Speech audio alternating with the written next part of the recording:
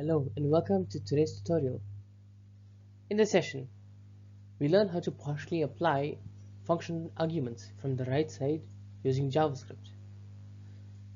This technique allows us to preset arguments for a function, making it more reusable and efficient. Let's dive in. By pre-applying certain arguments, we can simplify function calls and improve code reusability.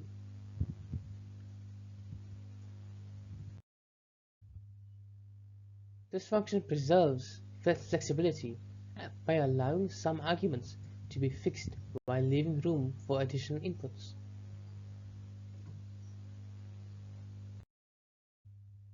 This ensures that we can fix certain arguments while still allowing additional inputs when needed.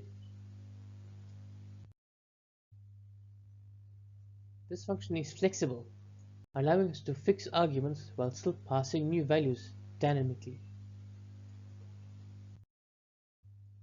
This method is commonly used in event handling, logging, mathematical functions, and UI development, where argument pre-filling simplifies function calls. This wraps up our lesson. We've learned how to pre-fill function arguments dynamically, making function calls simpler and reusable.